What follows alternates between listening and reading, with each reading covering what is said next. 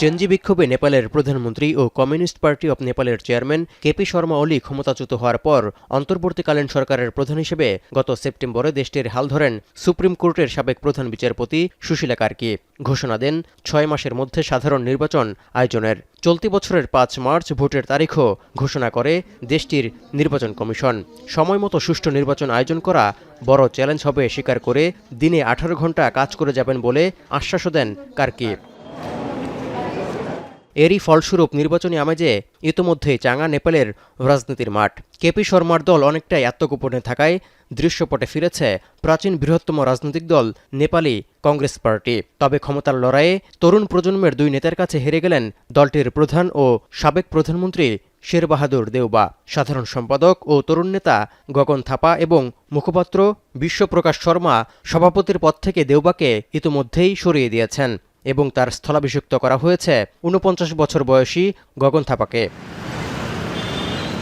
এতে ভোটের আগে ভেঙে পড়ল দলটি।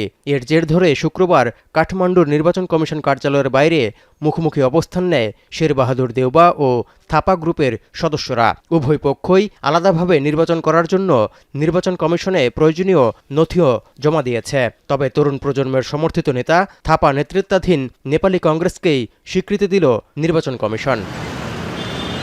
এর মধ্য দিয়ে নেপালি কংগ্রেস পার্টির প্রতিদ্বন্দ্বী রাজনৈতিক দল নেপালি কমিউনিস্ট পার্টি বা এনসিপি এবং ক্ষমতাচ্যুত প্রধানমন্ত্রী ওলির নেতৃত্বাধীন সিপিএনকে সুবিধা দিতে পারে বলে মনে করছেন অনেকেই। ফলে তরুণদের আন্দোলনের উদ্দেশ্যও ভেস্তে যাওয়ার শঙ্কা করা হচ্ছে। ৯০-এর দশকে রাজতন্ত্রের বিরুদ্ধে আন্দোলন এবং গণতন্ত্র প্রতিষ্ঠায় গুরুত্বপূর্ণ ভূমিকা ছিল নেপালি কংগ্রেস পার্টির। এদিকে পার্লামেন্টের প্রতিনিধি সভার ২৭৫ আসনে ভোটের আয়োজন ঘিরে নির্বাচনী কার্যালয় স্থাপনের কাজও চলছে। এমনকি মিছিল সভা সমাবেশ আয়োজনের জন্য তারিখ, সময়, রুট এবং স্থান সম্পর্কে পুলিশকে কমপক্ষে ২৪ ঘণ্টা আগে অবহিত করতে হবে বলেও রাজনৈতিক দলগুলোকে নির্দেশনা দিয়েছে নির্বাচন কমিশন। এছাড়া আচরণবিধি লঙ্ঘনকারী যে কোনো প্রার্থীকে ১ লাখ নেপালি রুপি পর্যন্ত জরিমানার বিধানও রাখা হয়েছে।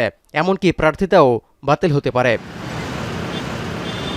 তৌহিদুর রহমান, এখন বিশ্ব।